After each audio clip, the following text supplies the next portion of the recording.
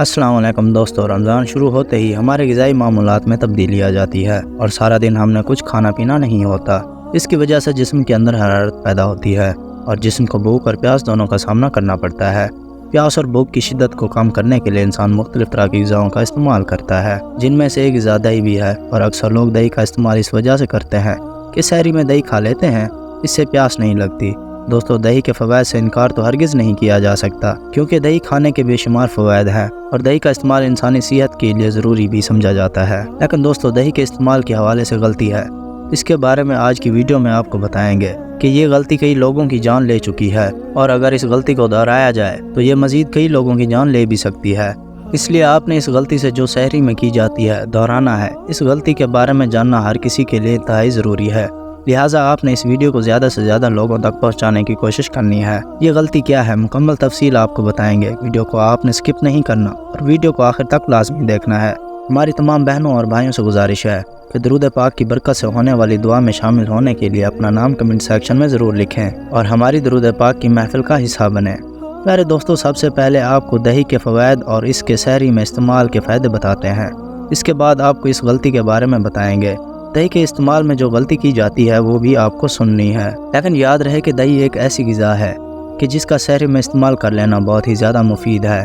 इसका इस्तेमाल आपने कैसे करना है हम आपको ये भी बताते हैं, लेकिन इससे पहले आपको दही के वो हैरान कुन फ़वाइद बताते हैं जो आप दही के इस्तेमाल से हासिल कर सकते हैं। याद रहे कि दही की थोड़ी सी मिकदार में ऐसी कई इक़साम के ग़िज़ाई अज़ा होते हैं जो इंसानी सेहत के लिए इंतहाई ज़रूरी हैं। मसलन प्रोटीन। मक्खन निकले दूध से बने दही के 1 कप में 8 ग्राम प्रोटीन होता है, जबकि खालिस दूध से बने दही के 1 कप में 7 ग्राम। दही की इतनी ही मिकदार में मक्खन निकले हुए दूध से बनाए गए दही में 1 milligram iron, 294 milligram calcium, 270 gram phosphorus, 50 milligram potassium और 19 मिलीग्राम सोडियम पाया जाता है। दोस्तों, याद रहे दही आज से नहीं बल्कि सदियों से मकबूल ग़िज़ा है। एक ज़माना था जब फ्रांस में दही को हयात जावेदा का नाम दिया जाता था और ये अकीदा अभी तक कायम है। दही से फ्रांस में इलाज भी किया जाता था। कहते हैं 1700 ईस्वी में फ्रांस का बादशाह एक ऐसी बीमारी में मुब्तला हुआ, कोई इलाज असर नहीं कर रहा था। बादशाह सूख कर कांटा हो गया तो उसके इलाज के लिए यूनानी मुआलिज को बुलाया गया।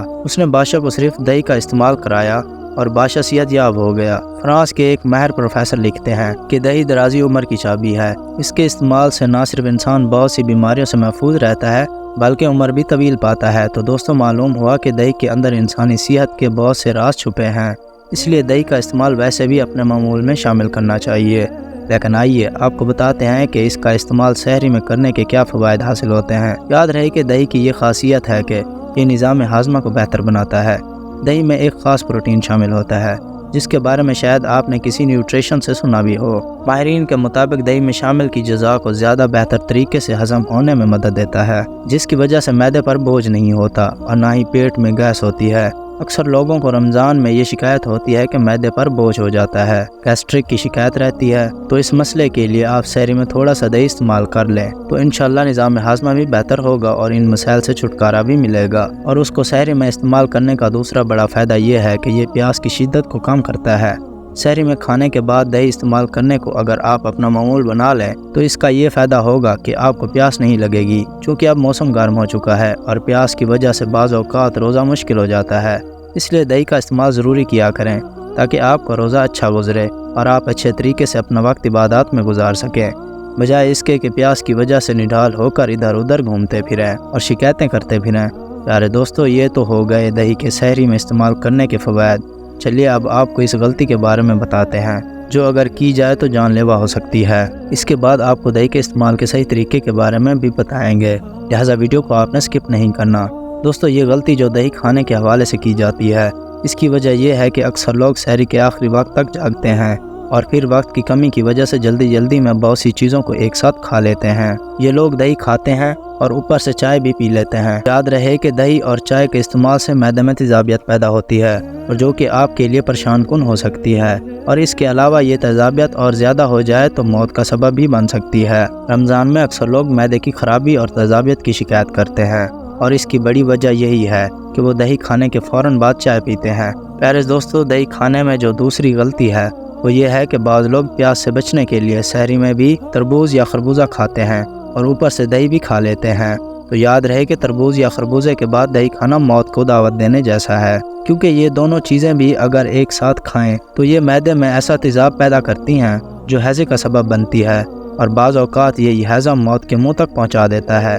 इसलिए चाहिए कि सहरी में दही खाने में ये गलतियां हरगिज़ ना करें। खुद भी इन गलतियों से बचें और वीडियो को ज़्यादा से ज़्यादा शेयर करें ताकि मालूमात ज़्यादा से ज़्यादा लोगों तक पहुंच सके। दोस्तों, आपने मुलाहिज़ा किया कि दही के इस्तेमाल के हवाले से ये गलतियां किस कदर संगीन हैं। आइए अब आपको बताते हैं कि दही के इस्तेमाल का सही तरीका क्या है।